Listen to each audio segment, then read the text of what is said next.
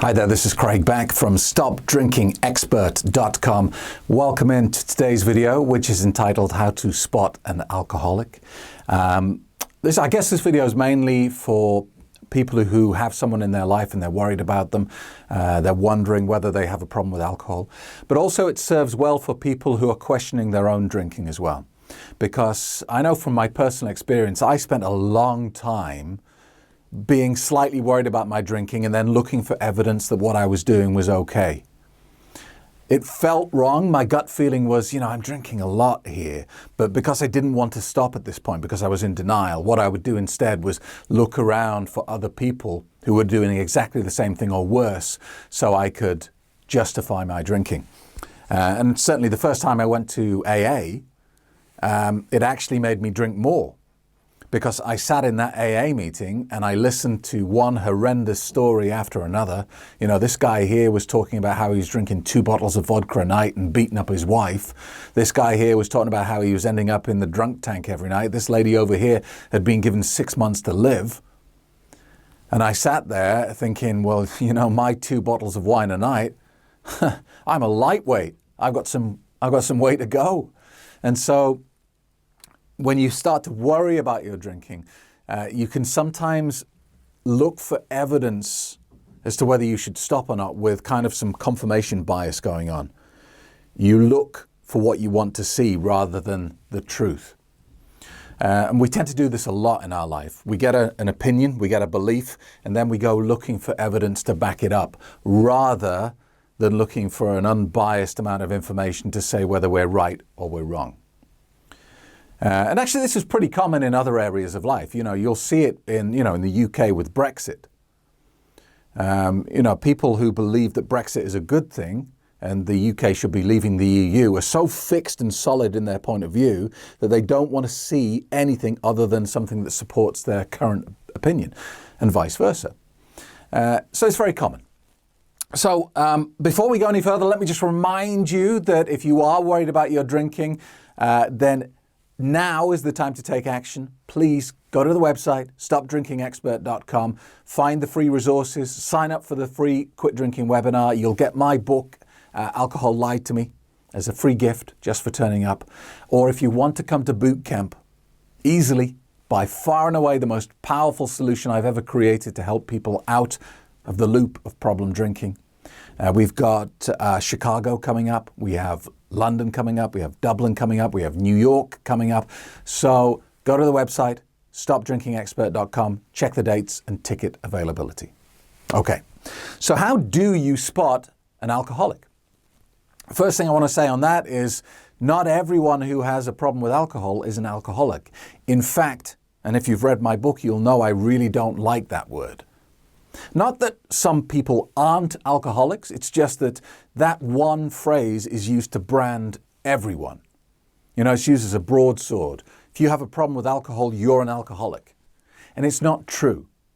The vast majority of people, I'm talking like 95% of people who have issues with alcohol are not an alcoholic, they are a problem drinker. Alcoholic means you are physically dependent on the drug. Alcohol has become like oxygen to you. You can't survive without it. And if you remove it from your life, you will get severe withdrawal symptoms. You will feel very, very ill indeed. Some people need inpatient treatment. Some people are at risk of death if they have become so physically dependent on alcohol. But the vast majority of people, and certainly most of the people who come to my website, are not at that stage. They're in a loop with their drinking. They're using it daily to cope with life, to relax, to deal with anxiety and depression and things like that. They believe they found a solution to an underlying problem and they've used it routinely for often decades, and now it's become so ingrained in their life that they're trapped in this loop that they can't break. That's most people. So one of the first things I want to say to you, if you're worried about someone else and you're asking the question, are they an alcoholic? Have they got a problem with alcohol? Go with your gut feeling initially, because in 9 out of 10 times, your gut feeling about this is going to be right. When you get that sense of something wrong, when you get that sense of alcohol being present, or that they're just not being themselves, you may get an instant gut reaction that, I wonder if they've got into a problem with alcohol. And then you may dismiss it because you love them, you care about them, you respect them, and also they assure you that there's no problem. So your gut feeling is a big thing, and you should listen to it. But other things to watch out for. I guess the main thing is when people start not looking after their obligations and their responsibilities, and they start letting people down. And the reason for that is problem drinkers and alcoholics, pretty much their constant thought underneath everything else in life is, when can I have my next drink? So they're always plotting and planning, well, if I go there, then I can have a drink, but if I go there, I can't. And, if I can just get to lunchtime, then I can sneak out and have one at lunch, or they're always thinking, which means a part of their brain is always engaged in something that's, removed from what they're supposed to be doing. And I know this from my own experience, because when things popped up in my diary that I had to do, they were my obligations, like, parents' evening for the kids. I didn't like that at all, because I was constantly thinking, how can I get out of this? And I'm a parent, I'm supposed to be interested in my children. And yet here I was thinking, parents' evening, oh man, that means I can't drink until 9 p.m.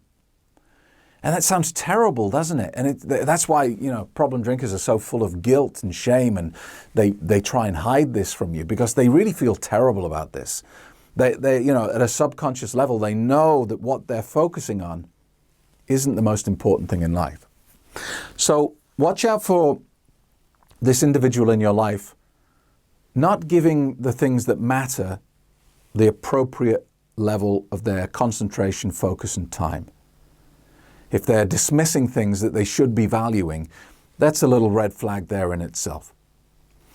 The other thing is appearance. Drinkers get into this situation where the most important thing in their life is alcohol. And it comes above everything else, and that includes aesthetics, health, fitness, weight, appearance. So they may take less time looking after themselves. They may look a bit disheveled. You will see blotchiness in the skin. The eyes are always a great indicator of whether somebody is drinking or not, because alcohol causes the capillaries, the blood vessels in our eyeballs, to burst. And so you get that little bloodshot tinge around the edge. And in fact, the other day I was speaking to a lady, and she came up to me and she said, Craig, she said, I don't need to do your course. I don't need to buy your book because I've done it on my own. She said, it's 3 months since I had a drink. What do you think about that? I said, well, congratulations. But, my gut feeling was going, yeah, really? And then I looked into her eyes, bloodshot. And so I deliberately moved a little bit closer to her, and I got that smell off her breath. And drinkers are nowhere near as good at hiding their drinking as they think they are.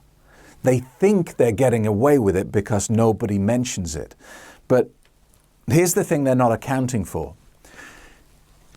When somebody says to you, listen, I'm worried about your drinking, that's not the first time they thought that. They just didn't think it and go, hey, let me confront you on this. You can bet your life they've had that thought maybe dozens of times before they finally got up the courage to approach you about it. So drinkers, they chew chewing gum constantly. They're always spraying deodorant, and they're going heavy on the perfume and the aftershave. And they think they're getting away with it because nobody comments. But you have to appreciate that conversation, that sit-down conversation with someone where you say, listen, are you drinking, every day? That takes a lot of guts, because almost certainly you're going to get some resistance. Drinkers virtually never say, yeah, you got me. Oh, I need help. They always say, it's got nothing to do with you.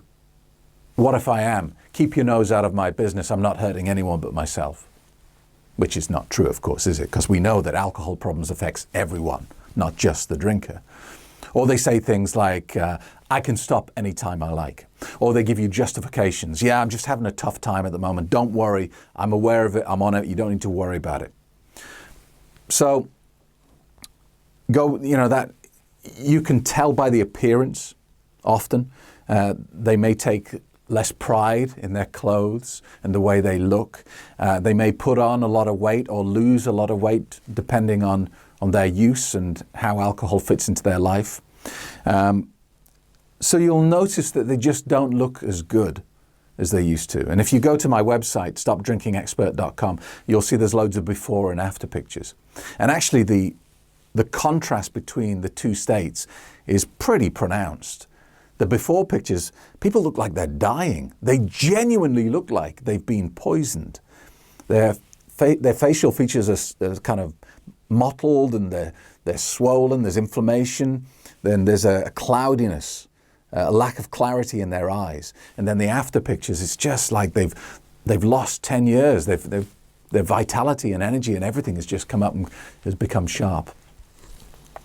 So, you've got kind of the milder things like that. And then there's the more dramatic stuff.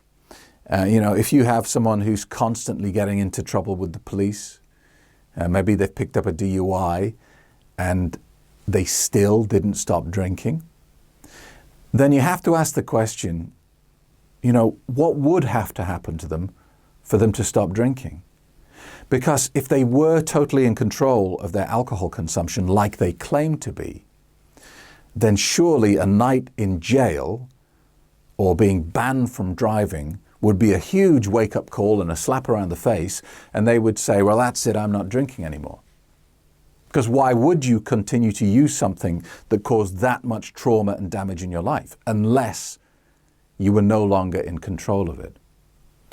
So that's another thing to watch out for. And you're not really looking out for the behavior, you're looking out for their reaction to it, because someone with a drinking problem or an alcoholic will dismiss these major events as though they're unimportant. They'll laugh them off or appear to. And the final point I want to raise about how you spot an alcoholic is dishonesty, deceit, lying. Because unfortunately, drinkers lie a lot. It doesn't mean they're bad people. It just means they're in a world of pain. And one of the things I talk about in my Unleashed training course is that all negative behavior comes from fear. We all have people in our lives who we believe have done bad things to us. Perhaps we have trauma from our childhood of people who did terrible things to us. And, it's easy to make the leap that they are evil people. They're, terrible, horrible people. But the truth is, and one of the most freeing bits of information you can give yourself is, we're all doing the best we can with the resources we have. Nobody is intrinsically evil. Nobody gets up in the morning and says, right, how can I be a complete bitch today?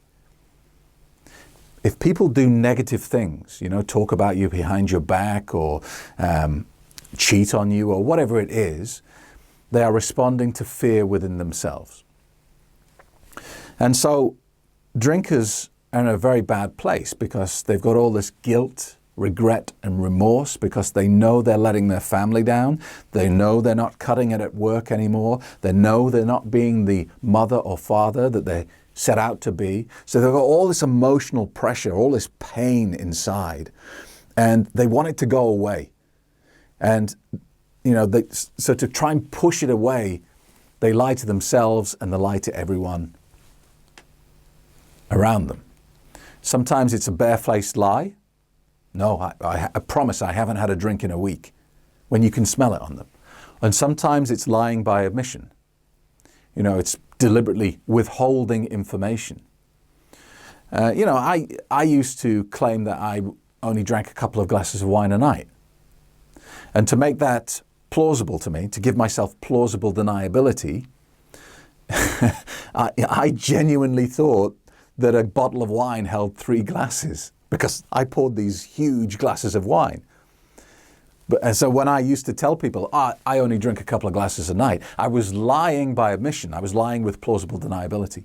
The other thing I used to do, which is completely ridiculous, but I did it just to make myself feel better, was I would drink 2 bottles of wine a night. But the second bottle of wine, I would never, ever finish it. I would always throw away that much wine. I would tip it down the sink at the end of the evening. Why? I tell you why. So when I went to bed and my wife said to me, "Did you drink 2 bottles of wine again?"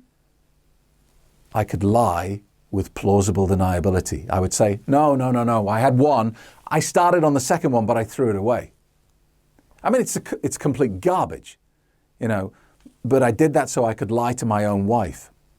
So watch out for these indications, because liars always get caught out, of course, and it won't take you long, because the longer they stay in this loop and the deeper they go into their alcohol problem, the more they're going to have to lie. And the problem is for liars, the more you lie, the more you have to remember the lie. And you start building layer upon layer upon layer of lies that you've told as to where you were, what you were drinking, what time you're coming home, why you were doing that, and so on and so on. I'm going to close this video by giving you one little trick. If you want to catch out a liar,